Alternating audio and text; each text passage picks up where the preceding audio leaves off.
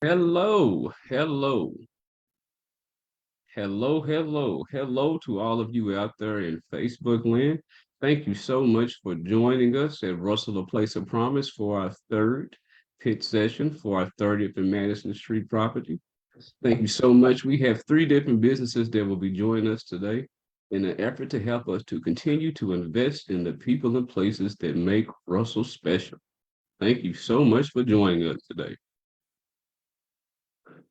As far as the individuals from Russell Place of Promise, they will be assisting and hosting and various other functions on the call. We have Mr. Marcus Stubbs, which is a community outreach specialist. We have Miss Angela Wilson, who is our housing project manager. We have Daphne Walker, who is our communication outreach specialist. And we have Donnell Marshall, who is our administrative support specialist. I will now turn this over to the host for the evening, or the other co-host, excuse me, Ms. Cassandra Webb, who is the director of Place of Promise Initiative for Cities United in ARPA. Hello, everyone, and good evening. Thanks for joining us. Russell Place of Promise is a justice-based initiative focused on generating investments in the people and places that make the Russell neighborhood special.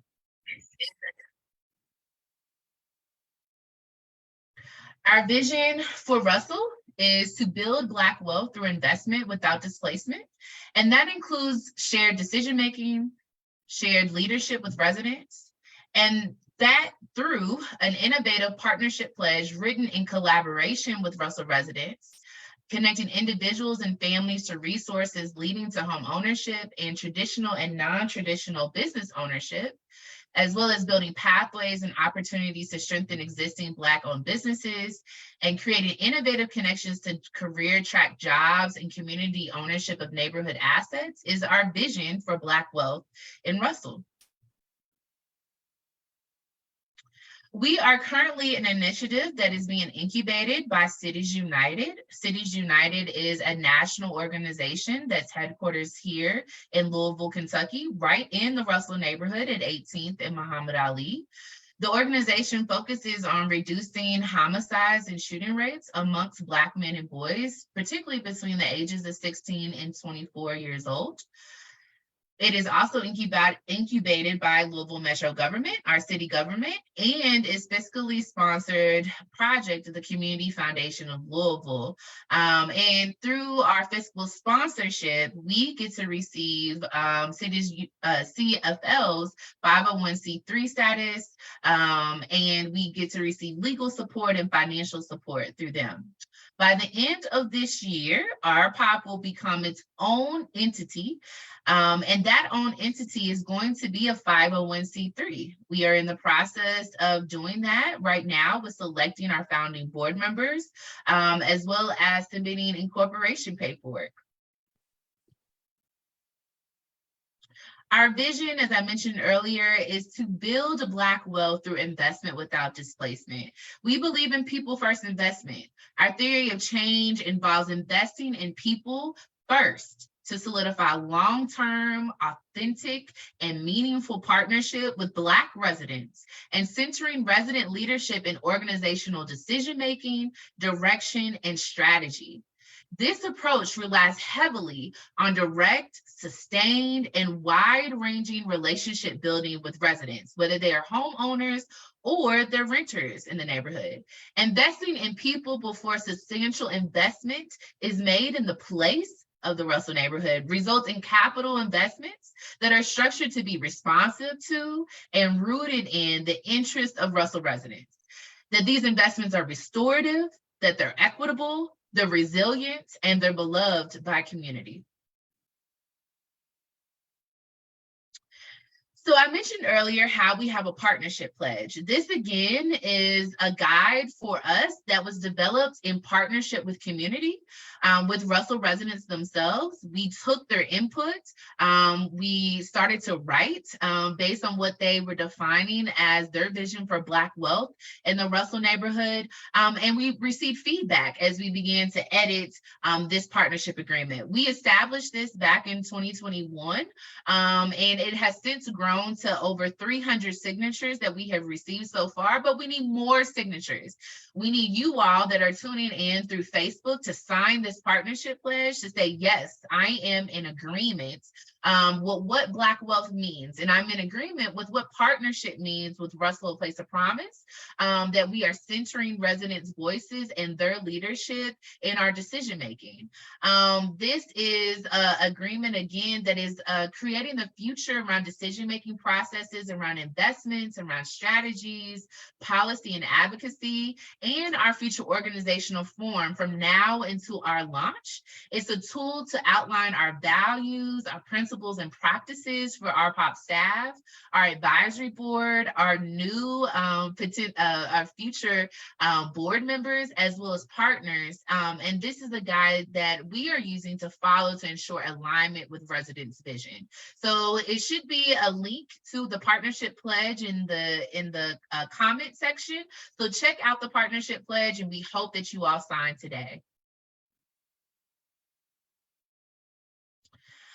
So our potential outcomes from our partnership pledge really include the items that are listed on the screen: community cohesiveness, shared decision-making, resident-centered development projects like 30th and Madison, and a project that the neighborhood had, a project with community will behind it.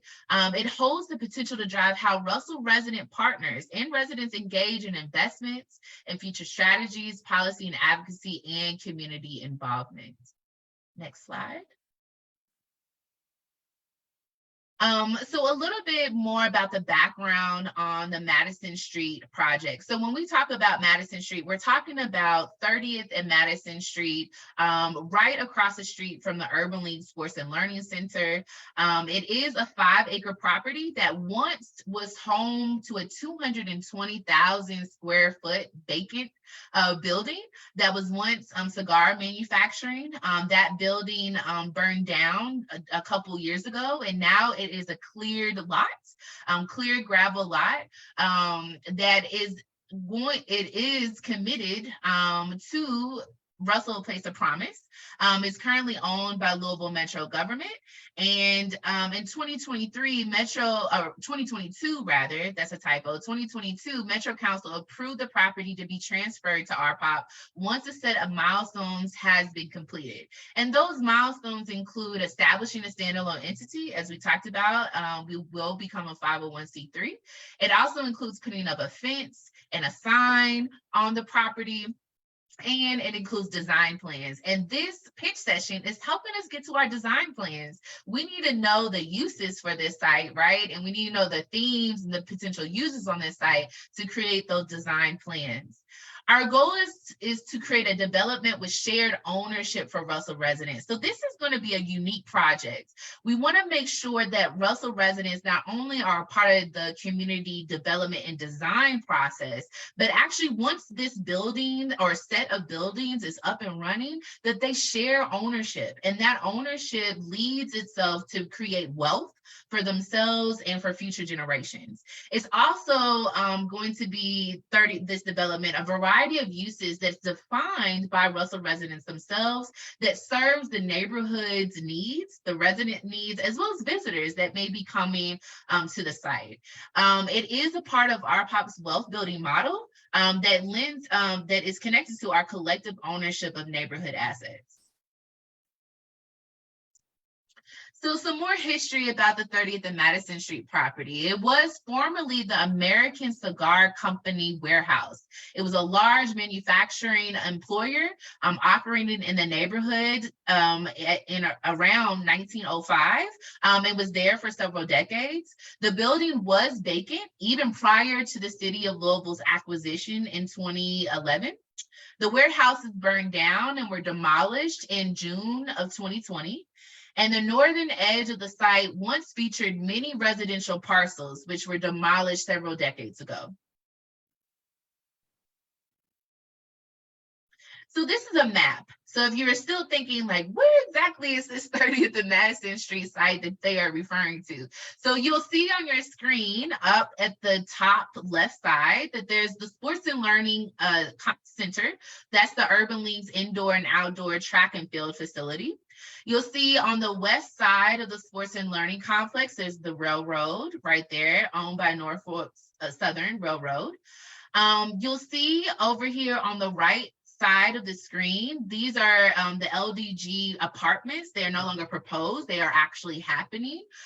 This will be a development of 200 plus apartments coming right here. What is not on the map is south of Broadway.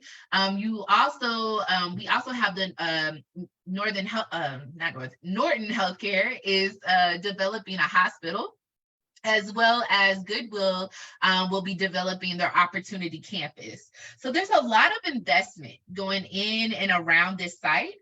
There's potential for complements to those activities that are happening around 30th and Madison, as well as opportunities to fill in some of the gaps that are missing around community resources, around businesses that should be operating in the community for residents to utilize, as well as visitors to the area. So our high-level timeline for 30th and Madison. This year, we're working to identify partners. Some of the partners that we hope to be the presenters that you all are going to hear from this evening. So we're working to identify those partners through these pitch sessions. We'll have one more pitch session later on this spring. And we're going to be designing the site in partnership with Perkins and Will, who is an urban planning firm and an architecture team that we have been working with for the past couple of years. If we can drop that in the chat box, the link to Perkins and Will, that would be great. And we are also going to be focusing on getting our plans approved by the city. And again, that's one of the milestones that we have that needs to be completed in order for the property to be deeded to us. This year and next year, we're working to secure financing for the site. We do think that this is going to be a multi-million-dollar project, and we need to launch our capital campaign to make sure that we have the funds to be able to develop the 5-acre property. We are going to finish our city approvals and be ready to break ground next year. Construction will run through 2025 when the development will open. So some themes. We have been vetting all of our ideas and presentations and project proposals with residents that are a part of our 30th and Madison Street work group. And just last month, we decided on these themes.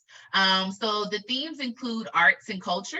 We want to have a vibrant space that is full of Black arts and cultural activities, a lot of history represented at the site. We also want to represent entrepreneurship. West Louisville has a lot of great entrepreneurs that just need the support, and that space to be able to share their business opportunities. So entrepreneurship is one of the themes. We also have community and family.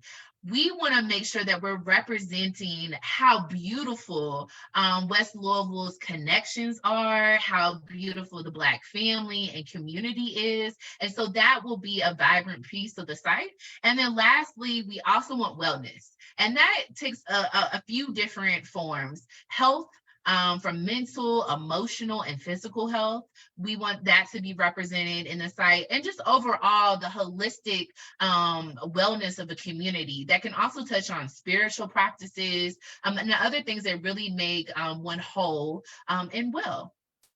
I'm going to go ahead and pass it over to Kamara, Dr. Kamara Douglas, to talk about our pitch session participants and rules. Thank you so much, Cassandra, for the lovely background and the intentions for the property at 30th and Madison. Now let's get into the meat of tonight's session. We have 3 businesses that are joining us tonight. We have Queens with Brands, we have Julius Mocha, and we have Millionaire Market. For their presentations, there will be 7 slides in 7 minutes where they have been already prompted with 7 questions to answer. After their presentation, there will be 5 minutes where we will be taking questions from Facebook Live and asking them those questions. All of the presenters will be timed, and we are trying to hold them to a strict schedule of about 12 minutes for their presentation. Now, after all the presentations are done, there will be time for an additional 30 minutes if there are questions that come up from the audience and they would like to ask those questions. All right, so the following format, there will be a team introduction. What do you want to build at Madison Street? Who is your use for? What are your space needs? What does your project look like? What does your project cost? Why do you want to be a part of the Madison Street development? How does your project align with RPOP's goals of building Black wealth? And finally, how does your project align with RPOP's partnership pledge? So, first presenter tonight is going to be Kiasia Johnson-Bell from Queen with Brands. Kiasia, please come on and introduce yourself. Hi, my name is Kiasia Johnson-Bell. Thank you guys so much for the opportunity to share my vision with you tonight.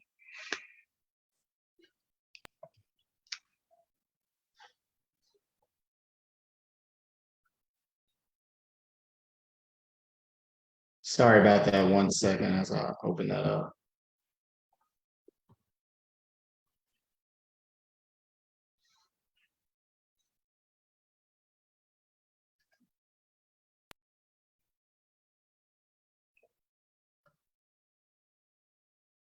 All right, you can go ahead into the next slide if you like, and the next one.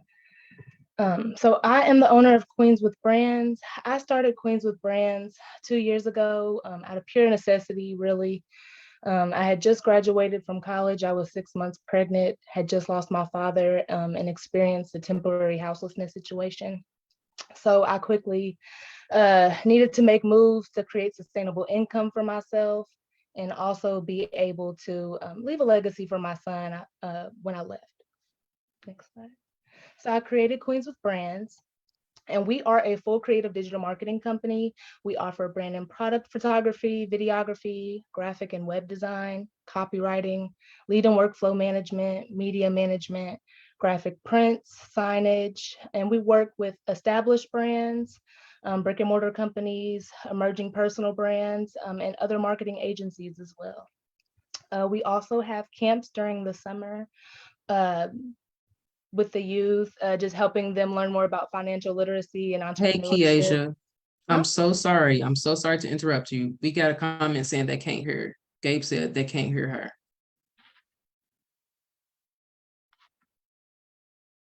I don't know what to do about that. Can you guys hear me? Okay. I can hear you fine. I think that may just be a sound issue on their end. Okay. Sorry, y'all. Oh, that's fine. But for those youth entrepreneurship camps, we host those during the summer for free for children in the West End. And then we've also partnered with some nonprofits like Adversity Skills Sports Academy over there in the West End, just helping student athletes learn more about NIL and communications. Next slide. So what do we want to bring to Madison? We propose an educational and creative collaborative workspace for the community. We want to offer free digital marketing, CRM, and branding workshops. A lot of the time when people hear creative, they think of the people in front of the screen, the maybe musicians, influencers, whatever have you, but don't think of the people who are behind the screens, the people who create the very system that we're using right now. Tech is a rising industry and there is a high demand, and I want to put us in those seats. Yes, and I want to put us in those seats. And a lot of people come to my consults and their fear is that they don't have the background, the experience. So during those workshops, we want to provide certifications. We also want to help them learn more about computer information systems, digital analytics. We also want to offer a creative workspace. So any photographers, videographers, creatives can come and work in collaboration on projects together, be able to build out their portfolio. We also would welcome businesses, especially some of the ones that have been longer established, to help them kind of stabilize the new way that people consume content, more so along the lines of like promo and advertising, being able to tell their brand story, and a little bit why they've got started in the business in the first place and what they offer. We also want to offer a community print space. When I was driving around with my family, I noticed that a lot of the signage on the businesses were either torn down, kind of worn, or lack of color. So we would like to have those businesses come into our print space and collaborate with us on designs, and have those materials available for them to improve their signage and brighten up the community with more art. We also want to offer youth and expand on our single family entrepreneur camps, offering them not only just the single mothers that we work with currently, but also there's a demand for single fathers as well, who want to build a business for their entire family and work on something together, but may only be working with one income. We teach them how to manage their budget and scale from there. And then I also want to offer contract and vendor programs. We have 210 creative recruiters who are dedicated to Queens with Brands and connecting our talent with high value clientele. A lot of them work with places like Google and Meta. So while you may not get that visibility on Instagram, you may not see a lot of likes on what you want to work with high value clientele and more brands, but you don't really get that visibility on those sites. We are here to help you and connect you and kind of break that barrier and get you lined up with that. What we want to do and what we hope to do through these services is eliminate fear, establish realistic financial plans for our community, teach work-life harmony, educate the community on how to create multiple streams of sustainable income and how to have community-minded businesses. One of the things that really aligned from your partnership pledge for me was that we're generating more value in the residents than what we're taking from them. And that's what I hope to invoke through this proposal.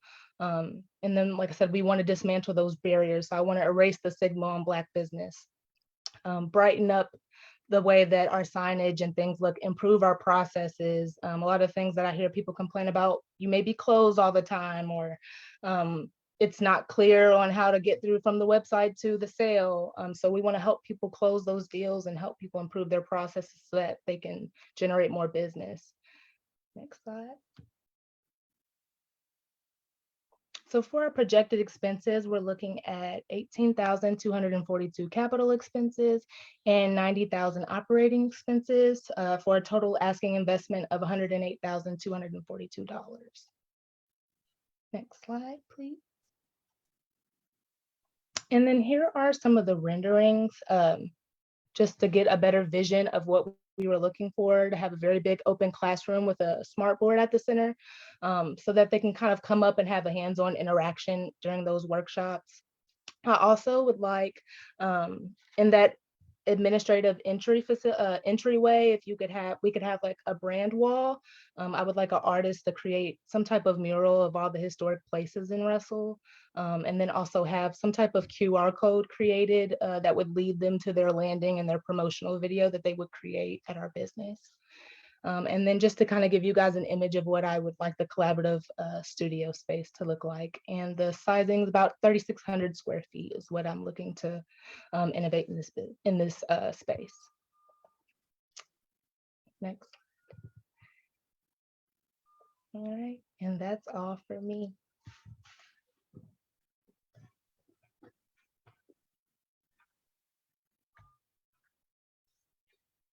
All right. Donnea, do we have any additional questions inside of the chat? I'm sorry I talk so low. I'm told that I gotta, my voice is so soft. No, you're perfectly fine. It could have just been an individual issue, because most people did say they could hear you. You're good. You did great. But it doesn't look like there's any specific questions for you right now. Everybody's Okay. saying great job. They're happy to be here. Thank you for sharing out. Thank you. All right. Kiesha, I do have a question for you. And this is a question that came up from some of the residents in and I'll put put my camera on. This is a question that had came up in our previous sessions, our pitch sessions, and it's about workforce.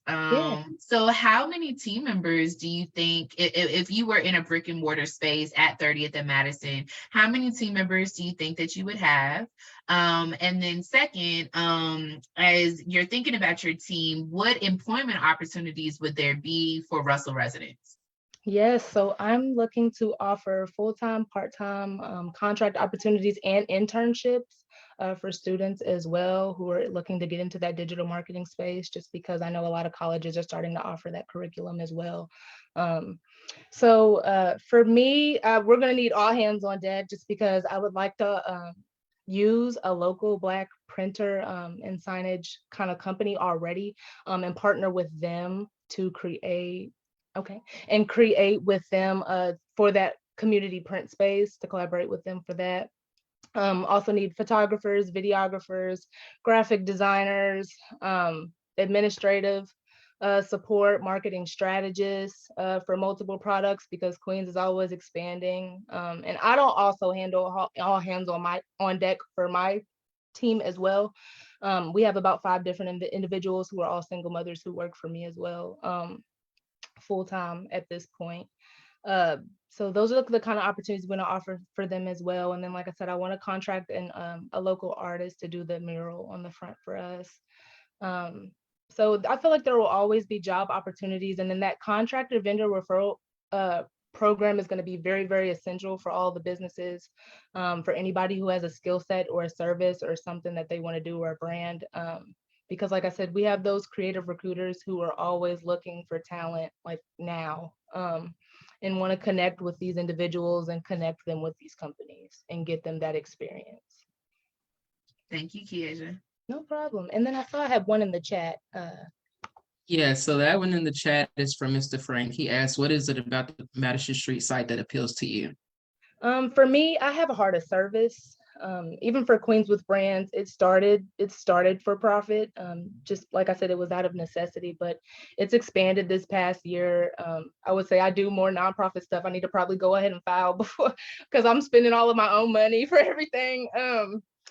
But definitely, I have a heart of service. And like I said, when I started this, I was a single mother. I didn't have anything. I didn't even have a home at the time. You know, I want to show people who look like me that there's another way. And it doesn't have to be, like I said, people think of music and in front of the camera. I'm not a person who wants to be seen all the time. I don't have a big ego. Things aren't about me. I don't care to be seen. I want those people who are in the background. They also know those little people who think I'm a nerd, or that little girl who loves coding. There's work out here for you too, and you can create a 7-figure and income from that girl, and you can do it. And I can show you how. So that's what it kind of inspires me for this project. I love that. Thank you. I feel like there's a lot of jobs people don't know about. Okay, so Angela said we got 2 more minutes. I got one more question from Mr. Frank. I'm gonna drop it in the chat. He said, what potential for expanded space needs do you envision?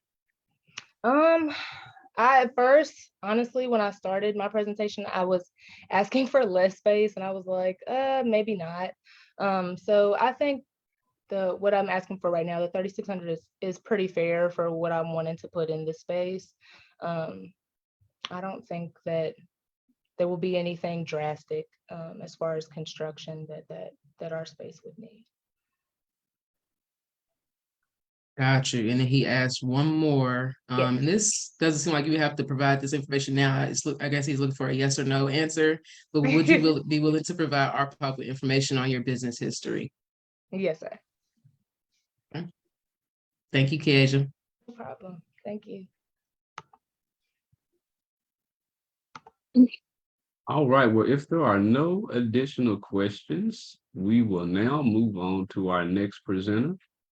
Our next presenter is Aja Hilliaman from Julia's Mocha. Are you ready, Miss Hilliaman? Yes, I am. I'm ready. Go right ahead. Hello, guys. My name is Asha Hillman. I am the owner of Julie's Mocha, which is located on 29th and Broadway in the Mid Center. I'm the only coffee shop west of 9th. My team consists of Claire from SBDC, Cynthia Brown from the Louisville Urban League, and I'm serving caffeinated goodness with premium products and a smile. Vibes are included with each interaction. Next slide. So the purpose of me opening up a coffee shop is to bring a sense of community. So that's why I started, because I noticed that we was lacking something that other neighborhoods did not have. And it was a coffee shop. When you think of a coffee shop, you think of a second home, a place where the whole family can come, and that's not what's in the West End. So basically, I'm offering premium coffee, like I said, teas, sandwiches, different things that not necessarily in the West End. So, and it's open to all community members. I'm asked for approximately 33,000 square feet for networking, meeting, dining, co-working, and creating space for people in the neighborhood.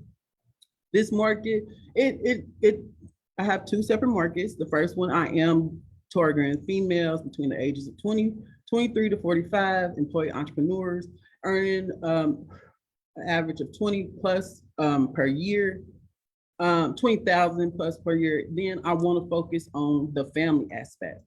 What I have noticed being in a coffee shop that I'm currently now is the lack of community that we used to have back in the day. I grew up in the West End. I remember what it was like in the sense of community that we had, the atmosphere, and I kind of want that back. So next slide.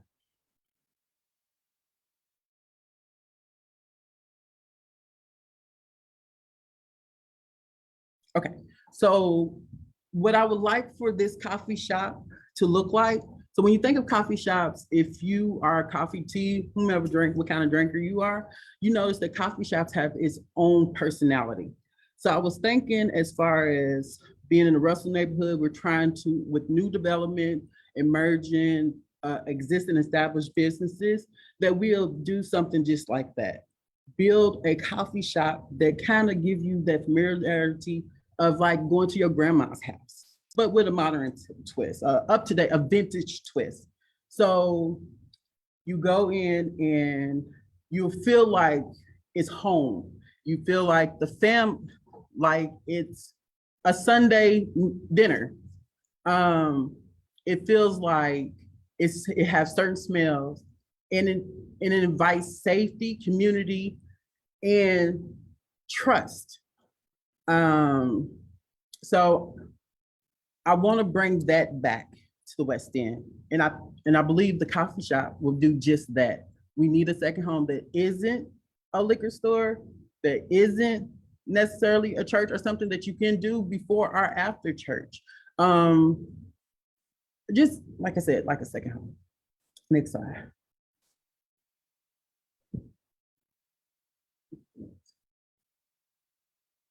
The cost of the project, okay, so like I said, roughly around 3,000 square foot.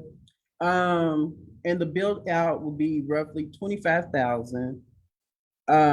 Equipment and other things will be 55,000. Equipment for espressos and other machinery, furniture and stuff like that. It's kind of costly in the coffee business. Materials and other things like furniture will be roughly around 7,000. So total cost around 87,000 to make this happen, and to be a part of remaking the history. Next slide.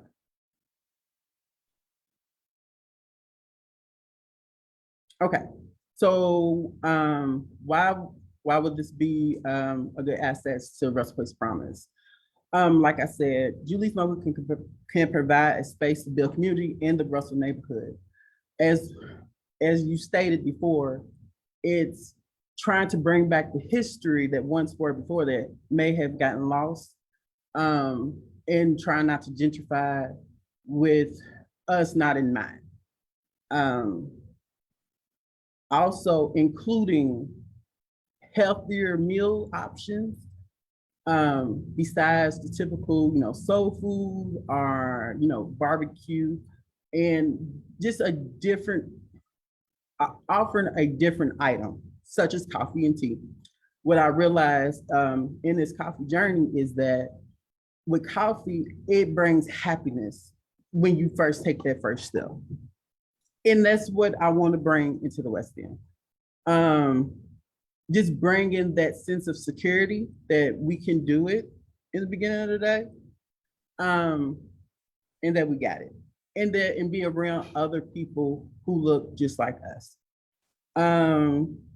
Julie's Mocha, I am Black owned, woman owned. So and I was also a part of the Russell Place of Promise Incubator. That's how I got my start. Because of them, I was able to start my business without taking out a loan. And in the next slide,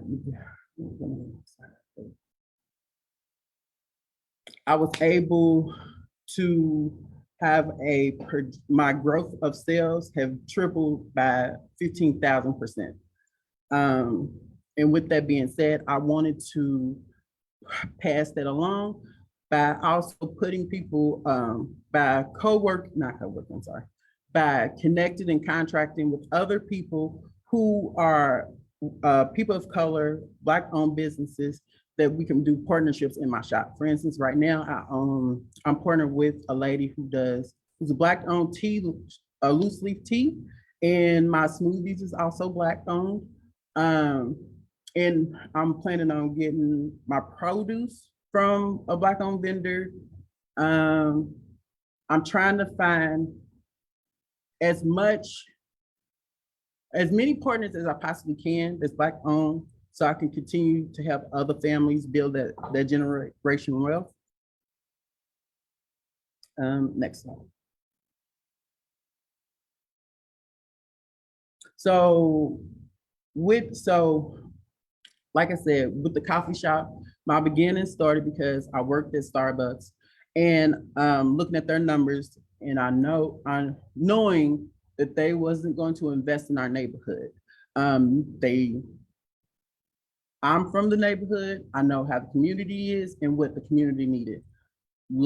Bigger chains only look at the numbers of the worst of your area. I know that's not true. I intentionally put my coffee shop because I know the beauty and the value that our people have, and I wanted to contribute into that.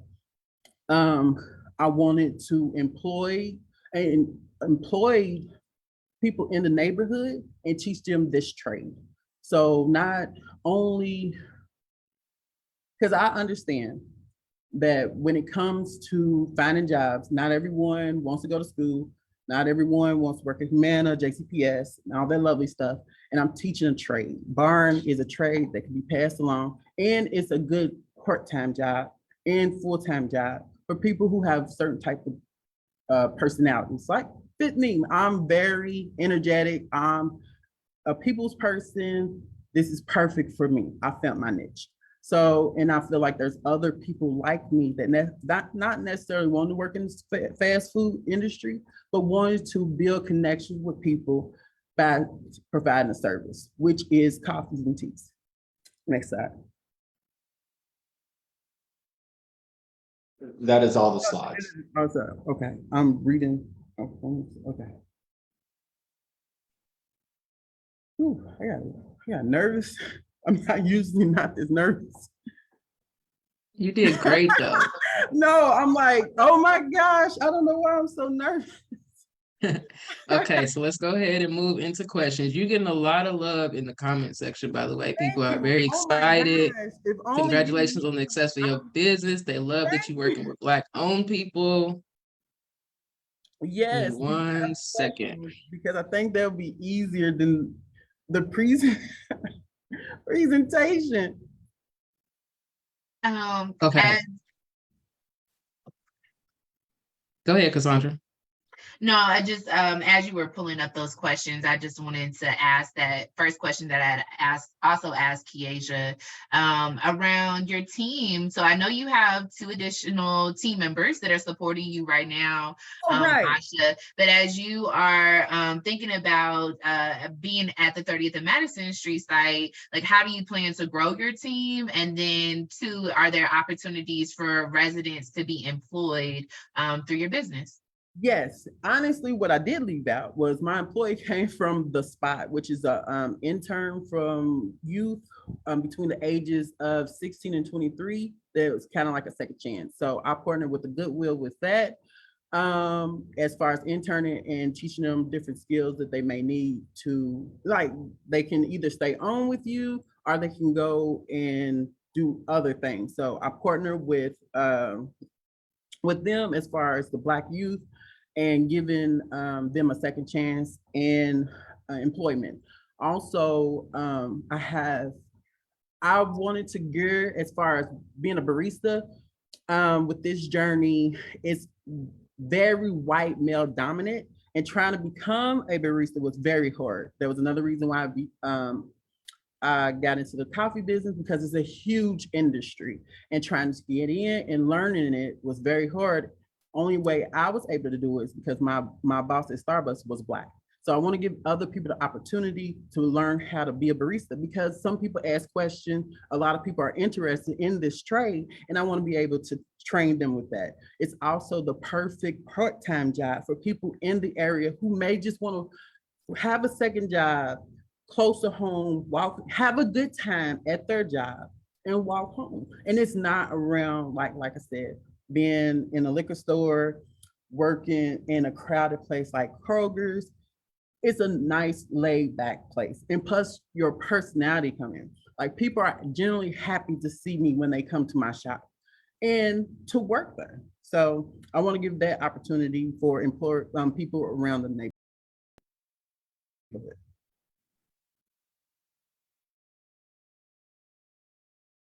Thank you, Asha. And I see Miss Angela say we got 2 minutes left, so I'm gonna be quick. Yeah. So we got a couple questions from Derwin Christ Wright. The first would be, what would be the closest coffee shop to you? As If of you right, know. as of right now, it'll be Brew and Sip on 5th, Thornton's, McDonald's. But those are not what you call a traditional coffee shop. So it's just it. When I say it's me, it is really just me. Got you. And then the other question was, what will your operating hours be like? With it in Okay. mind that, go Right. ahead. Oh, yes. So right now I'm 7 to 3 and I'm adjusting to the people in the community. So I'm very flexible. Like, as of right now in March, I'm extending my hours from 8 to 8 just to see what the community wants. And I'm opening it up on the weekends. So on Saturdays, Sundays, we'll see. Whatever the neighborhood wants, I will provide. Got you. Okay. So we'll move on to Mr. Frank, who also dropped a few questions. The first, he says, not envisioning older folks as a viable market, question mark. I was gonna say, he said we often tend to have disposable income. Yes, so with my seasoned friends, I actually was going to encourage them, because with them, they're going to come and they're going to tell their stories. I'm trying to have an area to where I have like a chess and checkerboard and like kind of like a book nook type of thing, a nice homey vibe. Because when I notice is that when I do talk to people who are a little bit older, they like telling the history of the West End and what it was like before things has changed. And they're willing to talk as long as people are willing to listen. And we learn from that.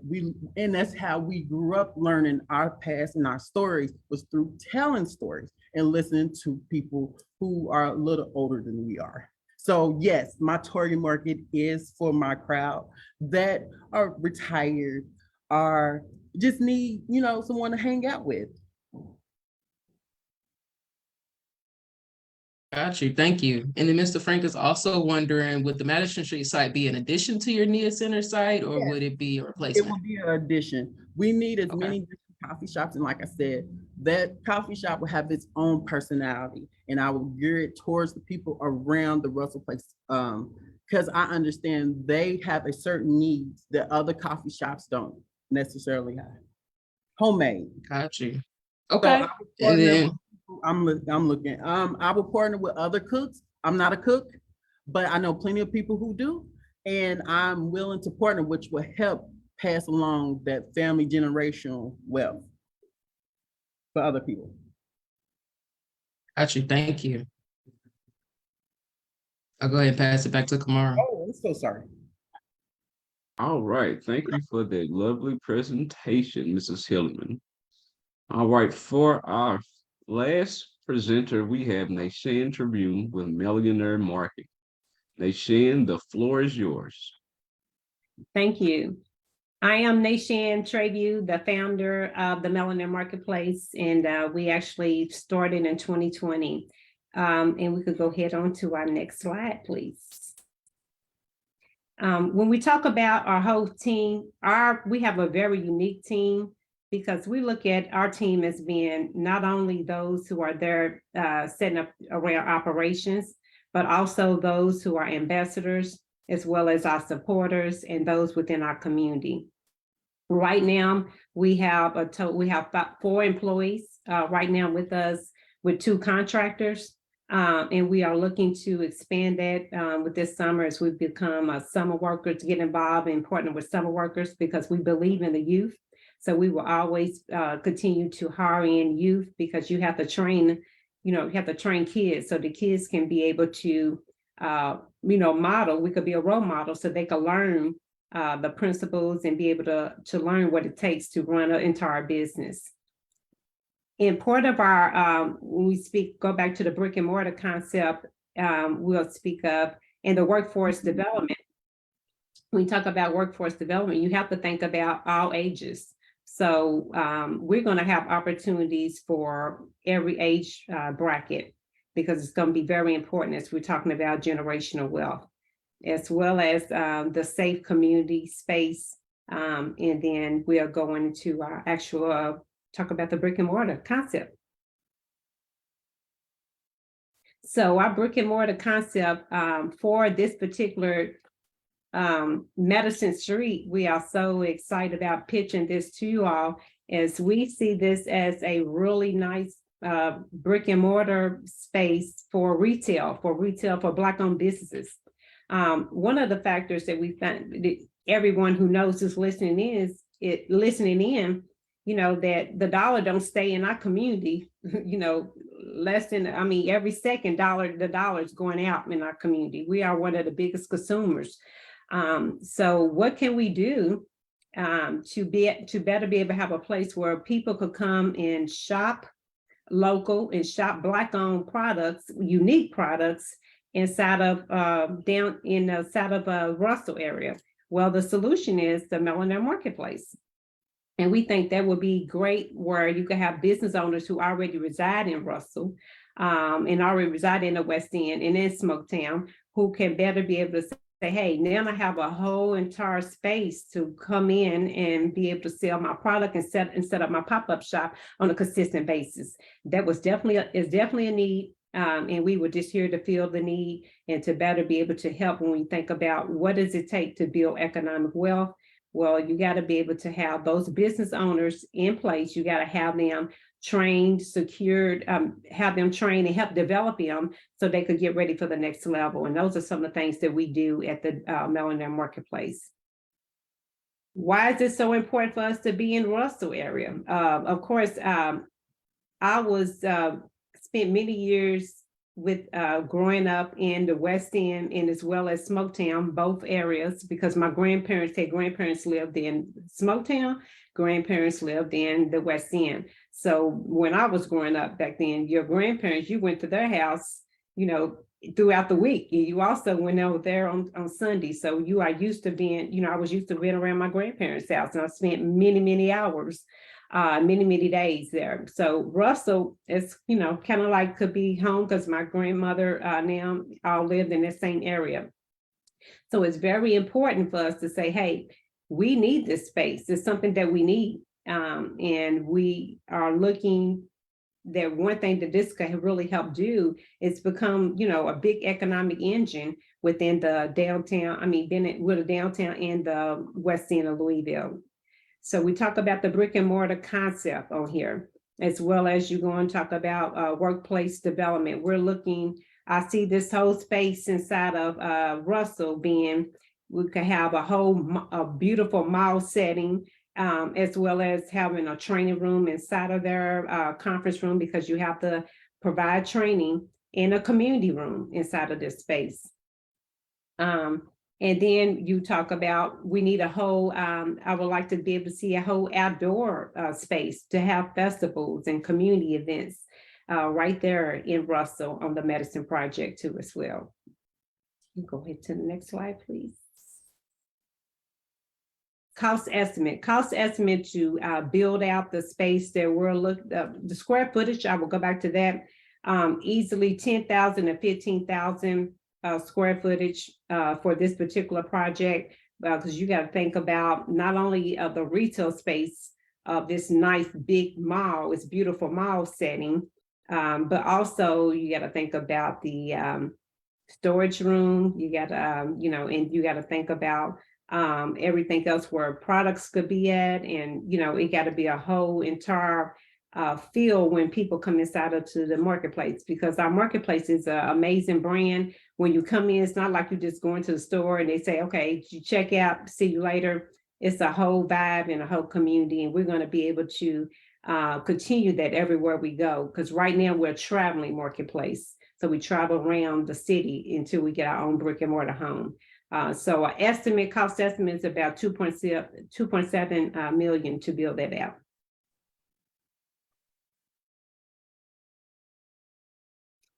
You go back to, why you think about the Russell place of promise in the pledge. Well, it just all ties into building in what Millionaire Marketplace is a part of our vision, our mission. Our mission is behind. It states that we collaborate, we cultivate, and we circulate our dollars, building generational wealth within our community. That's a part of our mission. And it's a very tie-in, and it's very aligned in with Russell Place, the pledge, because one of the key things that we're focused on is family stabilization, as well as economic development in generational wealth. And how do you do all those things? One of the big pieces is through, of course, real estate, and then entrepreneurship, taking skills and being able to take those skills a step farther and be able to really be able to capture those and be able to build off of those, so that you could build generational wealth for not only yourself, but your joint heirs and your other heirs within your family. Next slide, please. Millionaire Marketplace in Russell. It even sounds good. I like that. We're talking about being intentional about generational economic development, generational wealth creation, providing consistent support, development support, and strategic planning. All of those things. And what does it look like? So we put pictures on here. We didn't have an actual plan, a drawing. So we put pictures up there because we have already done this before, but it was, of course, when we was at the holiday experience out in the mall in St. Matthews. So we know what we want, we know what it looks like, we know what it feels like. And all inside of this whole space was all Black-owned businesses who were there and thriving when they were making money. We had a lot of them that it made up to, in your 5 digits, just within a 7 week of a holiday spending. So, it speaks volumes for itself. So the beautiful thing about what we're wanting to do in the Russell area is to say, hey, Russell deserves an amazing mall where you could go in and be able to shop with Black-owned businesses. And we deserve to be able to have a whole entire community that is built around to be an economic engine. And with these ecosystems that we have been developing with other different amazing partners that we have, we truly feel that this is going to be the key to help build sustainability. And sustainability is, it's all what we're all looking for and thriving for each and every day.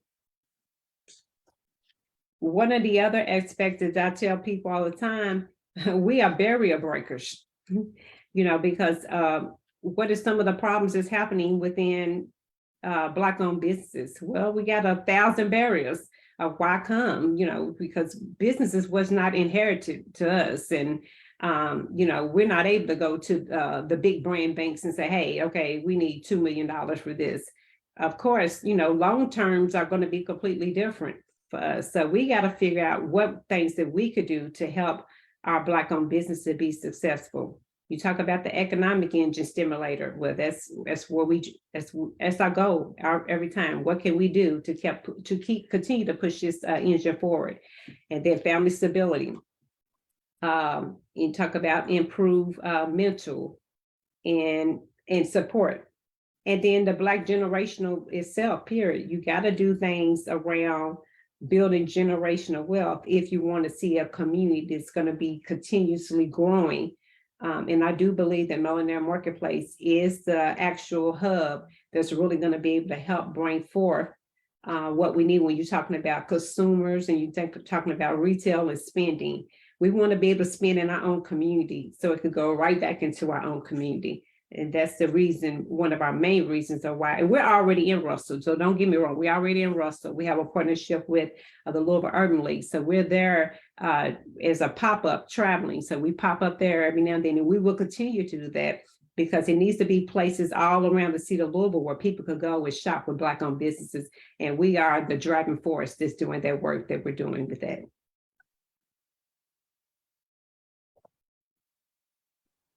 Thank you.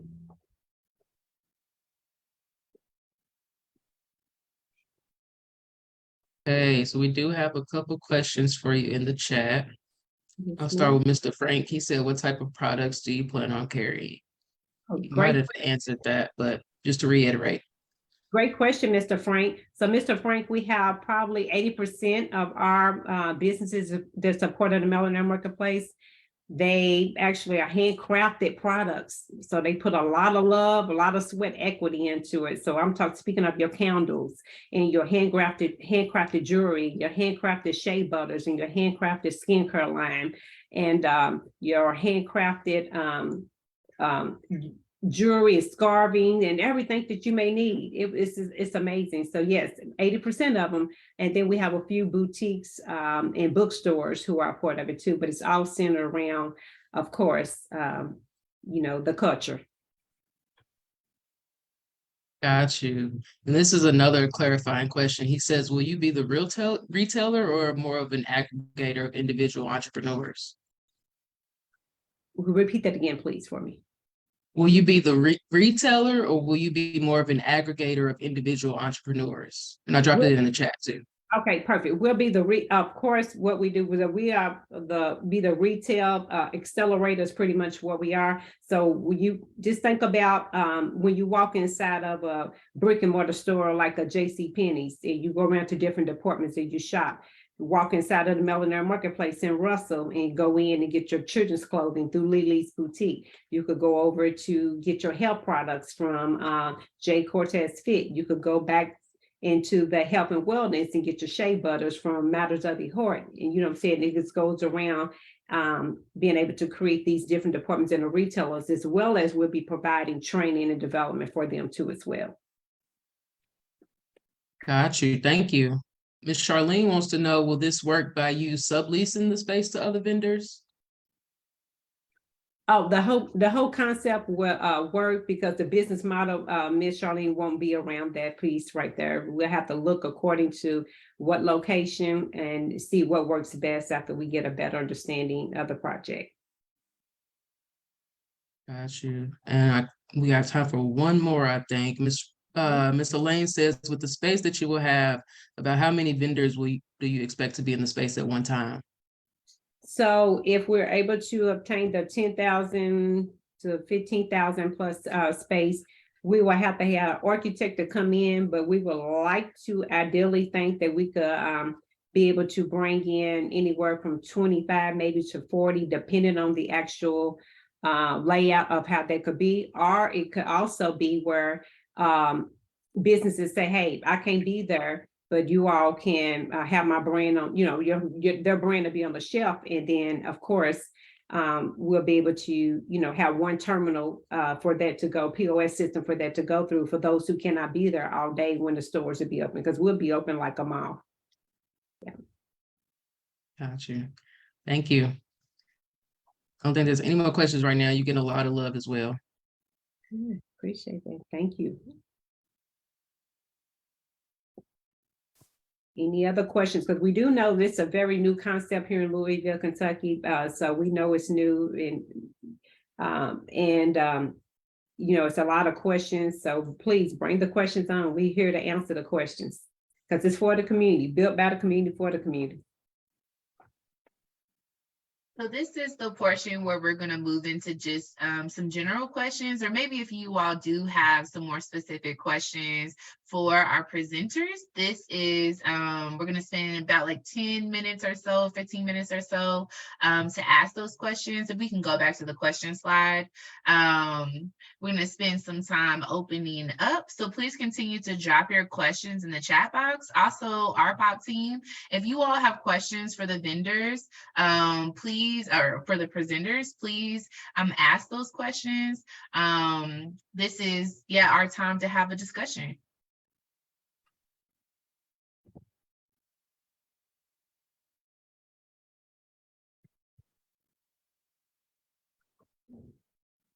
I have a question.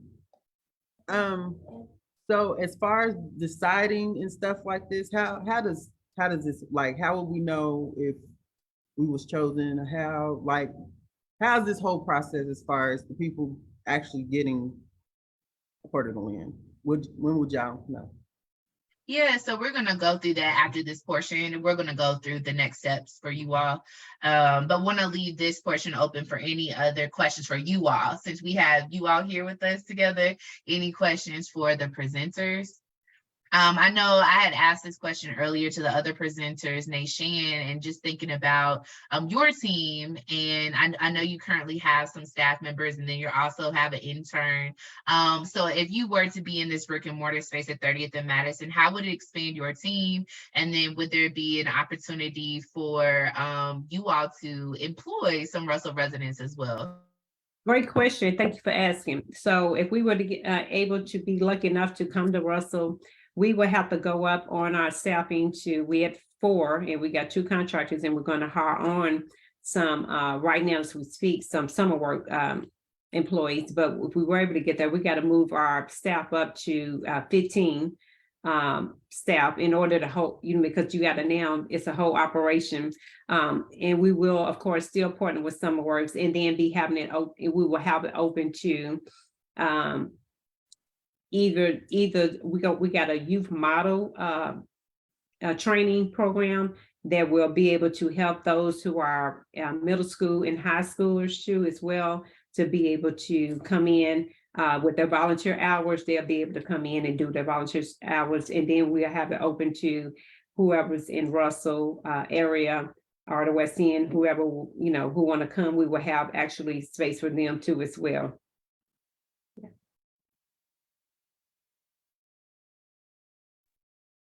Thank you, Nayshan. Yeah, thank you.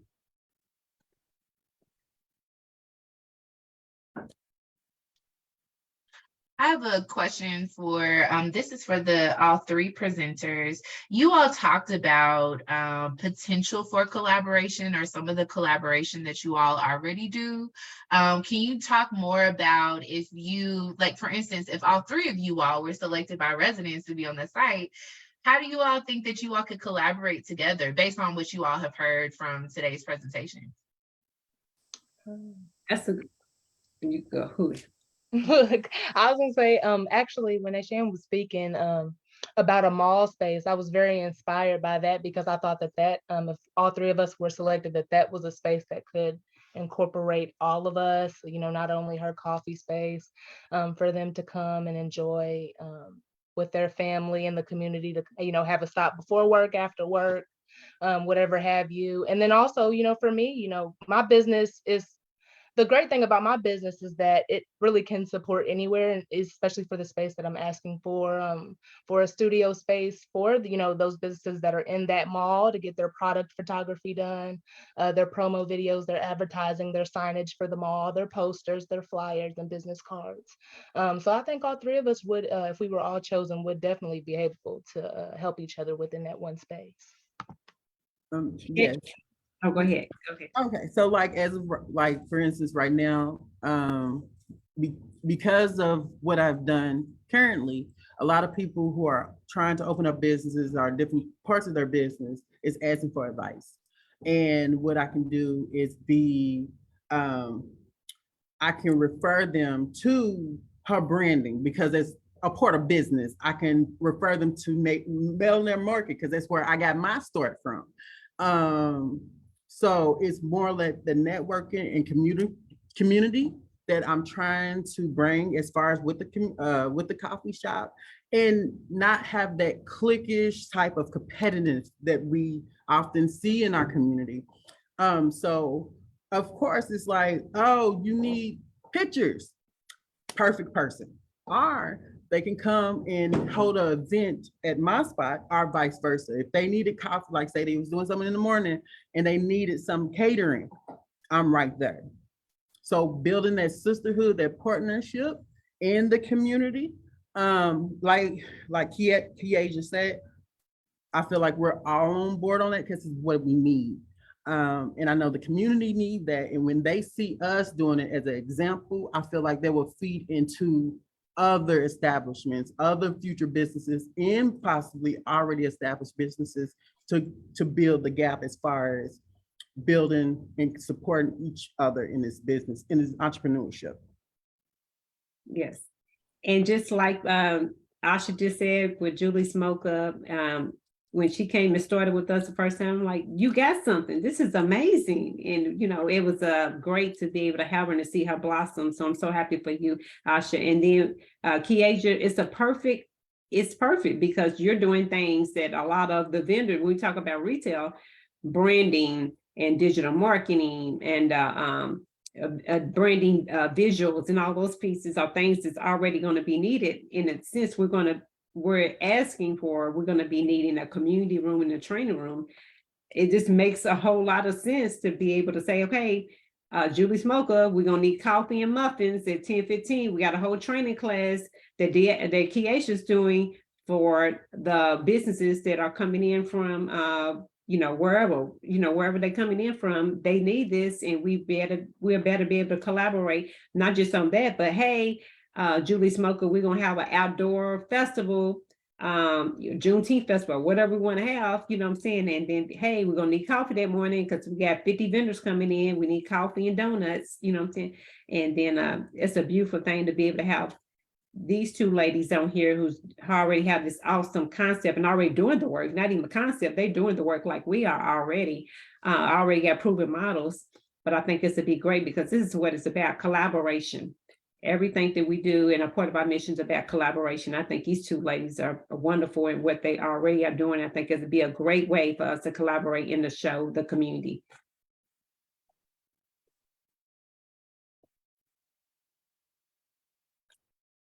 It looks like we have a question in the chat box. If you all are selected, what would you need from us to be successful? Just telling everybody about us and what we do. I'm very vocal, and as far as like what I realized, we don't advertise enough like we should, especially with our events. Word of mouth is the cheapest and easiest way to get all the businesses around. So like I tell everybody, tell your friends, tell your family, tell anybody who's willing to listen about our businesses. Ask questions to help us. So like, I'm a coffee person, but people like teas. So if you told me you like teas, guess what I can do? Provide teas. But you have to ask certain questions and help me out. And I'm sure that's with everybody else. I'm sure it's with Nation. It's like, where should I start at? Go to Millionaire Market. See if people want to go get some small products, pop up. Show up, tell all your friends and family, post, repost, share.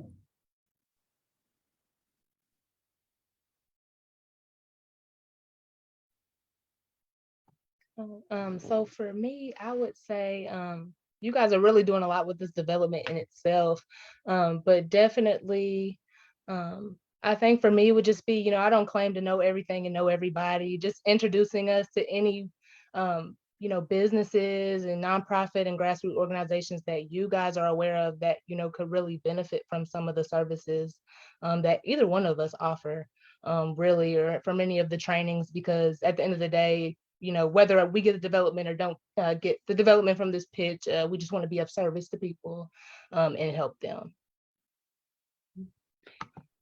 And I would ditto all that Kieja and Asha has already said, and I would just add to it to maybe, I would say that some help that I think we would need would be to probably orchestrate and put us in front of maybe some impact investors. And then other people, I would say, of course, go back into, help developing these amazing relationship with media and marketing partners too as well. And making those lead connections, putting us in contact with some people with the lead connections who want to see this actual, to see this whole development to happen. Thanks. Those are great answers. And we just have 3 minutes left. Any other questions, Darnea, do we have from Facebook team? Do y'all have any questions for the presenters? I have one. I was putting this out of the chat. I can go on and add real quick though. The question is, if you are chosen to be at 30th and Madison, do you see yourself staying there at the location? So I would speak for Millionaire Marketplace. I would say, yes, of course, I will see Millionaire Marketplace always being there long after I'm, gone on, just being there, as well as Millionaire Marketplace in different areas too, if I be transparent with you all, but definitely stay in Russell. I want to put one in Smoketown too as well. I would most definitely, like I said, you can never get too many coffee shops. And like I said, I want to gear it towards the Russell Place area. So I want it to be a second home, a childhood memory, a place where people say, I used to go there when I was a kid and my kids now go there. So, and that's certain places that we used to have, like neighborhood houses and stuff like that. You had those places that you hung out at a long time ago that was basically your babysitter. You just didn't realize it. And the coffee shop is one of those places that can be. So I can see it being there for generations to come in the Russell neighborhood. And then as for me, we don't have a brick and mortar yet, so this would be our first home if granted. And I would like this to be one of two of our homes. I'm originally from Atlanta, so Louisville definitely crafted a lot of my life here, a lot of my life experiences, and a lot of why I do what I do now. And a lot of the people here have touched me, so I would like this to be a long-standing first home for us. And then if see how this goes, and maybe have one back home, just because I still have family there, so just leaving something for them as well.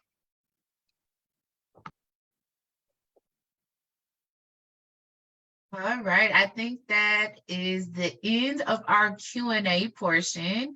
Thank you so much, ladies, for responding to those questions. And if folks have additional questions, maybe you are viewing this, you didn't view it in real time, but you are viewing this recording and you have some questions, continue to drop those questions in the comment section. You can also reach out to us and send your questions that way as well. So Asha had asked about next steps for presenters. So I am going to talk about those next steps. So what happens after this pitch session? So the first thing is a community poll. We are going to drop a link to a community poll. We do this after every single pitch session. We want to hear from you all that viewed this presentation, that tuned in live. We want to hear about your thoughts on these presentations and whether or not you think it's a good fit for 30th and Madison. So click that link in the chat box. We're also going to make some posts after tonight to continue to promote that community poll is open. It'll also be located on our website for you all to view and complete. The deadline to complete the community poll will be Sunday, March 5th. So that is coming up soon. So make sure that you get your vote in as soon as possible. After you all complete the community poll, we'll review those results. We'll send those results over to our work group participants, and we will set up interviews with individual presenters and residents a part of our POPs work group, particularly the 30th and Madison Street work group. And they'll ask the presenters this evening some additional questions that they may have, just to make sure like we covered, you know, the finance portion, the space, opportunities for collaboration, any foreseeable challenges. They'll just ask those additional questions to them. And then we're going to take all that information from the community polls and from the interview to then inform our decision. So the decision for moving forward with the presenter will be made by the work group participants themselves, and those include current and former residents. So they'll review all this information, we'll discuss it together as a large group, and then we will send out a poll to those work group participants, and then they'll vote. And then once we have that vote in, you'll receive follow-up from Teresa, one of the co-leads for Russell Place of Promise, and then she'll talk about next steps with you all. So that's our process. It'll probably take until about mid-March to have those interviews with you all. So just look out for an email from Teresa. And then we'll have that final decision before the end of March. And then we'll set you up with our architecture firm and urban planning design group, Perkins and Wills, so they can hear your all's vision and start to put out some designs. Next slide. So as you all are preparing to take that poll, just a reminder on the themes for the 30th and Madison Street site. So we have decided that we are moving forward with arts and culture as a theme, entrepreneurship, community and family, and wellness. I feel like I heard all of those themes show up in tonight's presentations, but just making sure that you all feel grounded in that before you all complete that poll. So those are our themes as you get ready to process all your thoughts from tonight and complete the poll. Next slide. And so this is how you can take the survey. So if you are viewing this presentation from your laptop and you have your cell phone in hand, you can just hold up your cell phone and hover over this QR code to take the survey on your cell. Or you can also, again, access the poll through the Facebook chat. Again, the poll will wrap up on Sunday, March 5th. So please make sure that you complete that by that time. It'll also be, again, available on our website. Next slide. I'm gonna pass it over to Daphne if you're able to share out our upcoming events and activities. Yes, I am here. So yeah, we got a few upcoming events and activities coming up here soon. A quick reminder to please, if you are interested in being a part of our POPs Business Accelerator, the deadline to sign up is this Friday. Also, this Friday is another one of our business breakfasts at 8 a.m. at Brew and Sip. Our next pitch session will be March 22nd, so stay tuned to hear more about that and who will be there. Also, a reminder that we have about 5 to 6 more weeks left to apply for the Keep Going Travis Najdy Scholarship. That deadline is March 31st. A reminder that we have a neighbor circle virtual conversation right now at every third Saturday at 10 a.m. And it's on Facebook Live. And then, of course, please save the date for another one of our home annual homecoming events. It's a big event over the weekend that is open to family and friends. And we can go on to the next slide. Tomorrow we are having a creative workshop and it's open to anybody in the community. We will be having lunch, but me and the rest of my team members will be doing some collaborative community workshops that will be fun for everybody. Anybody can come, so the whole family. And one more slide after this, I think. Another reminder to take the survey. Thank you guys for coming. Remember to complete the poll by Sunday, March 5th. Have a great night.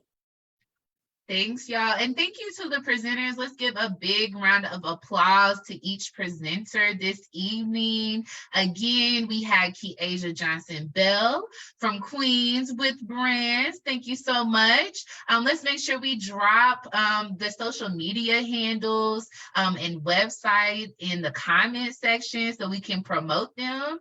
Our second presenter of this evening was Ms. Asha Hillman with Julie's Mocha. Thank you so much, Asha, for being with us this evening.